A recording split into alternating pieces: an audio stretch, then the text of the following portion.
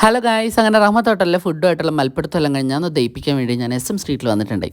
ഇവിടെ എപ്പോൾ വന്നാലും ഞാൻ ആലോചിക്കുന്ന ഒരു കാര്യമുണ്ട്. ഞങ്ങളുടെ നാട്ടിൽ പള്ളിപ്പെരുന്നാളോ ഉത്സവം നടത്തിയാൽ പോലും ഇത്ര ആൾ കൂടുമെന്ന് എനിക്ക് തോന്നുന്നില്ല കേട്ടോ. ഇവിടെ എപ്പോഴും ഇതേമാതിരി തിരക്കാണ്. അങ്ങനെ ഞാൻ അങ്ങോട്ടും ഇങ്ങോട്ടും നടന്ന് ഒന്ന് രണ്ട് സാധനങ്ങളൊക്കെ മേടിച്ച് ഞാൻ എൻ്റെ സ്ഥിരം സ്പോട്ടായിട്ടുള്ള ബീച്ചിൽ വന്നിട്ടുണ്ട് ഗൈസ്. ഇവിടെ വന്ന് എപ്പോൾ കാല് നനയ്ക്കാൻ ഇറങ്ങിയാലും എനിക്ക് ഓർമ്മ വരുന്നൊരു പാട്ടാണ് കേട്ടോ ഇത്.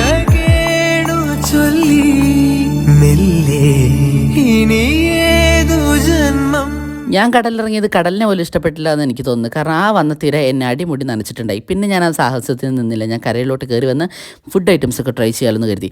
എന്നും കഴിക്കുന്ന അതേ ഉപ്പിലിട്ട മാങ്ങ, അരവ, അടിപൊളി, ഒരു രക്ഷയിലായിരുന്നു.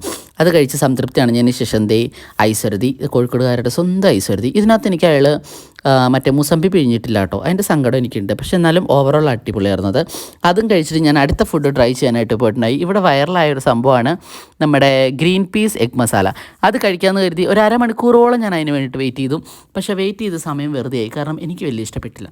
അങ്ങനെ അതും കഴിച്ച് കടപ്പുറത്ത് പേര് എഴുതി വെച്ച് ടാറ്റ പറഞ്ഞ് ഞാൻ വീട്ടിലോട്ട് പോന്നു. അപ്പോൾ ഇന്നത്തെ വീഡിയോ ഇത്രയുള്ളൂ. സോ ടാറ്റ.